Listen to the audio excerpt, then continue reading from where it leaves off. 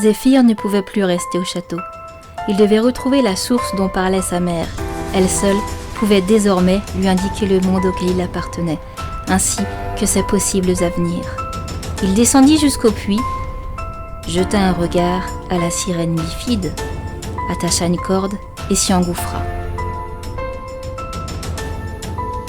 On chercha Philomène et Zéphyr dans tout le château et dans les alentours, jusqu'à l'ancien Castel, en vain.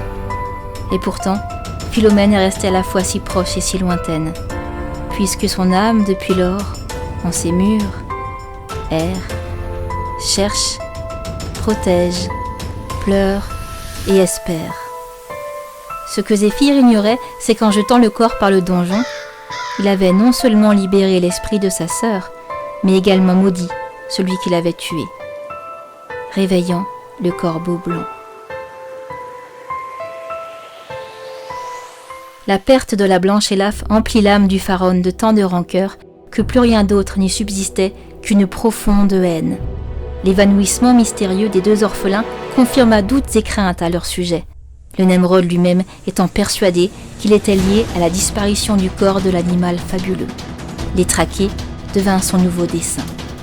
Au crépuscule suivant, convaincu que la nuit resterait son allié, il se mit à tendre des pièges tout autour du château, avec une telle frénésie que ses yeux prirent une teinte jaunâtre, pareille à celle de ces meutes de chiens maudits qui parcourent la campagne à la recherche de marcheurs égarés, de flâneurs, de portes de fenêtres mal fermées.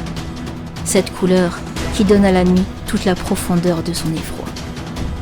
Le moindre craquement de branches, le moindre chuchotement le faisait se précipiter d'un piège à l'autre. Peu avant l'aube, un cri déchira le ciel, un cri glacial pénétrant jusqu'au plus profond de l'âme. Surpris, le chasseur se pencha pour saisir son arbalète. Par mégarde, il glissa son bras dans l'un de ses propres pièges qui se referma en un claquement sec et cinglant, sectionnant le membre qui avait décoché le trait mortel. Le cri du chasseur rencontra celui du corbeau blanc, qui piqua et emporta dans son bec la main meurtrière. Mais alors que l'oiseau regagnait le sommet du donjon, son corps devint noir comme l'âme du pharaon, qui désormais lui appartenait. Il était devenu le maître de la destinée du Nemrod, de sa vie et de sa mort.